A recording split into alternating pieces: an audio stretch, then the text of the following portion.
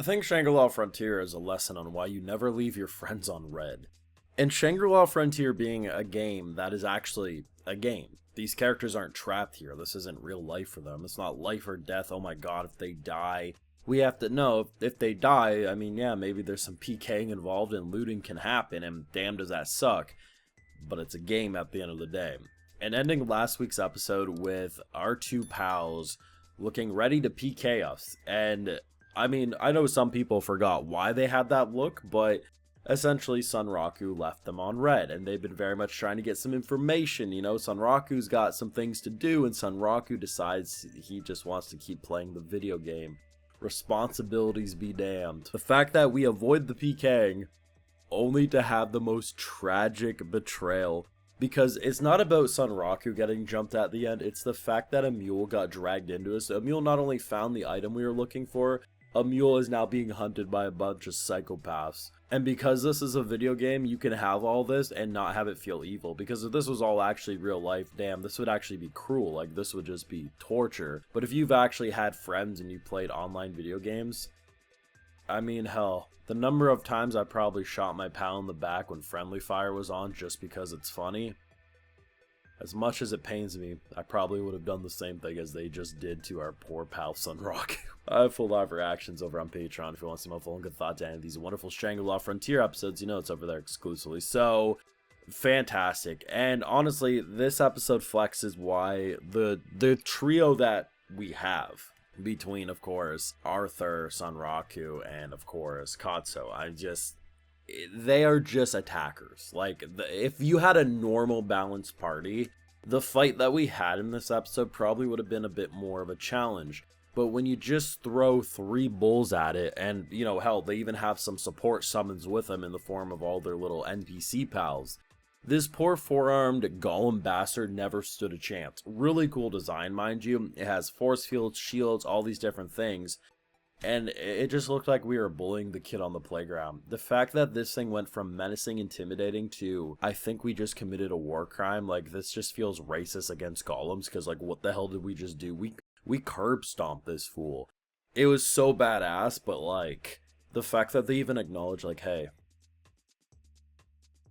that probably wasn't supposed to be easy. A bunch of, like, frontline fighters should probably not work together in these moments, but, kind of busted. So they end up finding the item that they were looking for, of course, which, you know, looks like a Roomba. I mean, at least, or a nice hat. A mule. I didn't understand SUNRAKU's mentality there, to be honest. Like, immediately when she's like, hey, look at what I found, he's like, throw it away. Like, let the poor little rabbit have a hat, damn it. Like, why are you being such a buzzkill? Leave her alone. And the fact that immediately after this, they're like, hey, we got business to attend to, sends everyone else on their way so they can continue the quest. Because at the end of the day, SUNRAKU has a lot of information on the unique storylines. Not only would they want to know, but probably that information could be quite valuable in terms of selling it or any other type of thing. And the idea that rather than just having them immediately jump SUNRAKU, because here's the thing, had those two jumped SUNRAKU and the party, I think SUNRAKU would have died.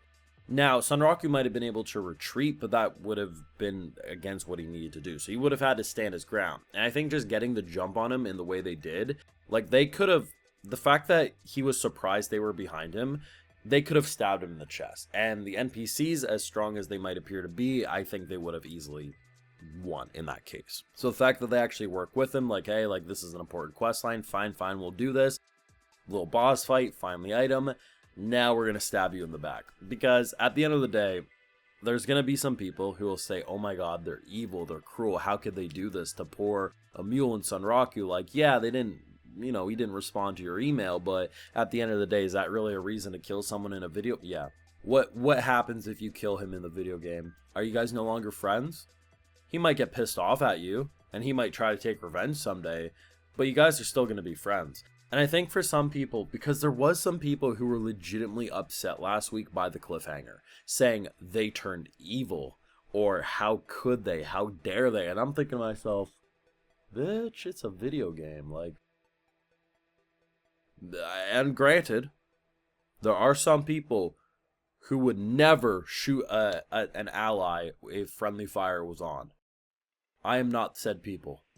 I would do it at least once. And by once, probably 3 times, because the first time's like, oops, that was an accident. Second time, that was just funny based on your reaction, I swear I'm done.